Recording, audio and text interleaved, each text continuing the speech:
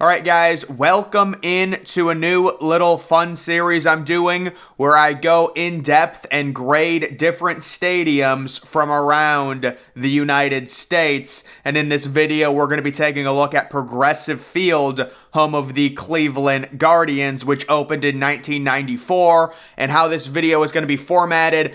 I'm going to be giving my interior grade on the stadium, exterior grade on the stadium's best feature, the stadium's worst feature, the stadium's evolution through each years, the park factors, is it hitter friendly or pitcher friendly or neutral, the future of the stadium, is it getting any renovations, and then my final grade, where would I rank this stadium in comparison to other MLB parks across the league. So let's get right into it with my interior grade of Progressive Field, formerly Jacobs Field, but it's been called Progressive for well over a decade. And my interior grade of it, I'm going to give it a B+.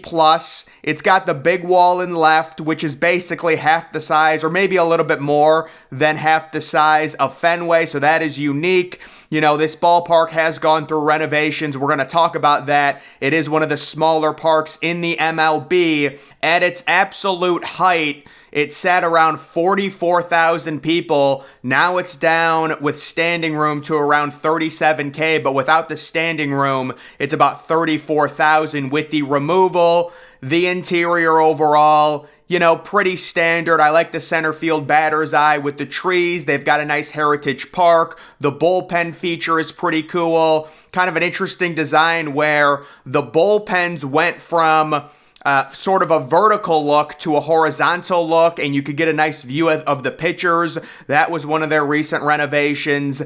It's a good looking interior, even with the eyesore up in the right field upper deck, the shipping containers, which was a totally botched renovation. Another unique thing about this park is the lights, the big lights on top. They look like, you know, toothbrushes. I don't think any other stadium is in the MLB has lighting quite like that. And they were also one of the first teams, or I believe the first team, to get one of the mega scoreboard design. If you take a look at the bleachers in left field, I think the scoreboard fits in great. It is big, but it's just the way the bleacher seating works. I love the way that blends in. So it is a good interior. I'm going to give it a B or like a B+, somewhere around there. Maybe like, you know, if we're scoring on a test, I would say maybe like an 85%, so like a solid B for the interior. Looking at the exterior, I'm afraid, you know, it's just going to have to get a C. A lot of these exteriors in the MLB, there's not much to them. With Progressive Field, it's no different. It's average. It's whatever. You know, normally when it comes to a good exterior, you're looking for some type of design in terms of the bricking, but it's pretty hollow. It's like a hollow exterior. So I'm just going to give it a standard grade and say it's a C. I don't think it looks like an eyesore, but it's certainly, it's really just a hollow design on the exterior mainly for Progressive Field. The overall best feature, you could say the corner bar out in right field. I know a lot of people like that. It always sells out. But I'm actually going to go with the left field home run porch right next to the bleachers. You know, just examining that, it's really the only park in the MLB that has a stadium that high, but also kind of has just a standing room area.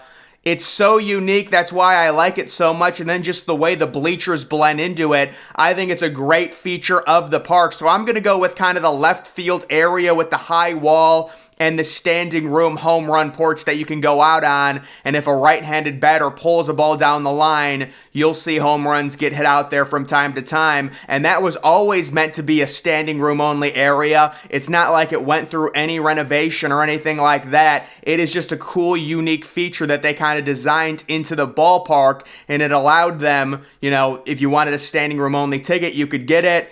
They really don't sell those anymore because they barely sell out Progressive Field. But it is a cool feature. So I just really like that part of the stadium. And then they also do have a restaurant called the Terrace Club that has pretty cool glass exterior to it to where you can see onto the field, but that is getting renovated, so I really don't want to include that into it. But that is right down the third baseline And that is something that's very cool, very unique, because the way the glass works, it kind of gives it like a 3D effect to where it comes out actually, and you can get better seating and a better viewing experience when watching the game. When it comes to the worst feature, this one couldn't be any easier. It's got to be the botched renovation, the shipping containers up in the right field upper deck that were just done totally cheap, horrible. They are getting a renovation to redo that renovation. And just looking at them, the main problem is that they are not connected, meaning you can still see the aisleway, because those used to be seats. All they did was they took the seats out and they put these things in, but they kept the aisleways. You have to connect them. If they're not connected, it's going to give off the look that these are literal shipping containers or some type of storage containers because they're all their own separate thing. And I'm not sure if it was just a design flaw, they didn't realize it, but that is the main fatal flaw of how those were designed. The Indians were having a major issue in terms of their attendance back in the 2011, 2012, 2013. They could not sell tickets in the right field upper deck at all, so that's why they installed those. But it just looks horrible. It's sad, and that is kind of the situation on that. So that is by far their worst feature. Just taking a look at the ballpark evolution throughout the years, late in the 90s, the Indians went on a run where they sold out every game. I think 455 straight games. A lot of people don't know, but originally the left field bleachers, it was only 4 sections. I think it's a great expansion to make it 6 sections and add those last 2 kind of wing sections on each side. It makes the scoreboard fit in a lot better.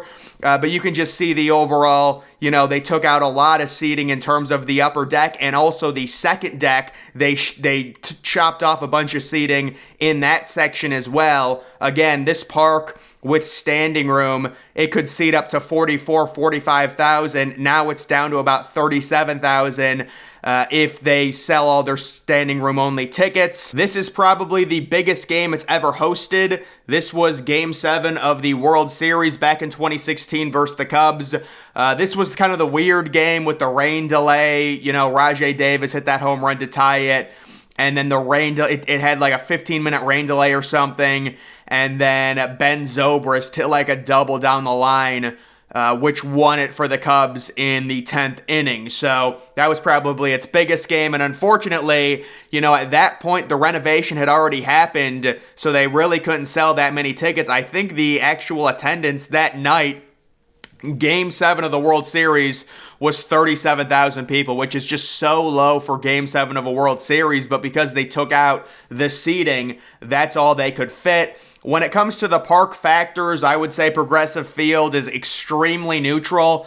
So this is from 2010 to 2016, and it basically has a park factor of plus 100, which is as neutral as you can get. For every 100 runs produced in the average MLB park, 99 runs were at Progressive Field, and then 101 home runs for every 100 homers, meaning it is completely neutral there. And then this is the rolling data that I found on Baseball Savant over the last 3 years. Progressive Field, its overall park factor is ranked 16 out of 30th, so it plays extremely neutral. During April, it's probably slightly more pitchers because of how cold it is in Ohio still at that point. And then you'll also get games during the summer where, it is more of a hitter's park because both right and left field, it's really not like it has deep alleyways or anything like that. It's not a Comerica. It's not Kauffman Stadium.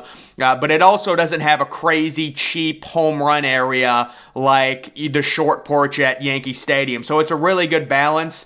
And then when it comes to its future, you can see that was the former Terrace Club. They are ripping out all of the glass and kind of opening it up, giving fans kind of a different type of feel to it. They're also installing an upper section there. Looks like some type of restaurant. And then they are changing and ripping out the boxes up in the right field upper deck and also along the third base line. Down the line, they're also ripping out more seats there too. So they're even ripping out more seats and taking more out in terms of the upper deck. And, do I like the renovation? I mean, listen, anything is better than what they currently have. I don't think it's that great, though. So a lot of people want them to do what the Rockies did with their right field upper deck and put a bar into it. The issue is the Guardians just don't attract enough fans to be able to do that. So even with less seats, a lot of nights, those shipping containers or that standing room only area, I would say like 80% of the time, maybe 85, especially during April, May, and September, it's not open. So like if you put a bar up there, would it even be open? Like that's the question.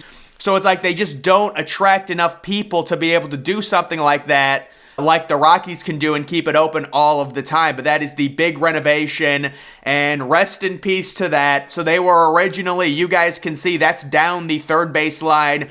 They were originally going to install a shopping mall with escalators. I'm kidding. But that seriously is a design.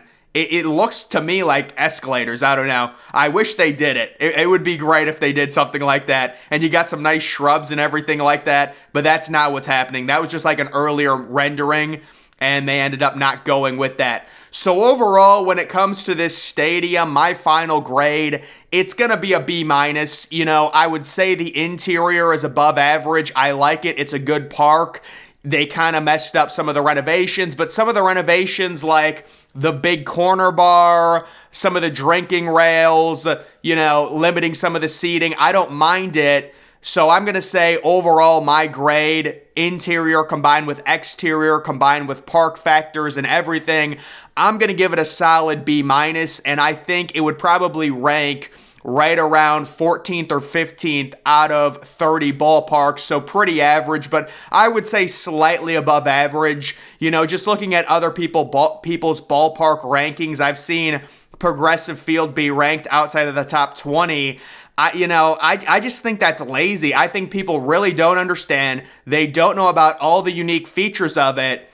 This ballpark actually does have significant unique features when you compare it to some of the other stadiums like Nationals Park, for example. It does have a nice restaurant with a nice glass view. It has a home run porch on top of a kind of a bigger elevated wall. It's got a good bleacher section. It was the first ballpark to really install a brand new scoreboard and take out all of the advertisement, and it does look really good. That scoreboard up against that bleacher section, it fits really well when you compare it to something like Citi Field and that monstrosity of a scoreboard that they just put up. So overall, I would say the stadium is a little bit underrated, but I do understand people, they can't get over the look of the right field and how bad of a job they did on that renovation. So guys, that is my overall stadium grade and review for Progressive Field. That's going to do it for this video. Make sure you're following me on Twitter. Link to that's always in the description. I'm, of course, the Depressed Ginger. Thank you for watching.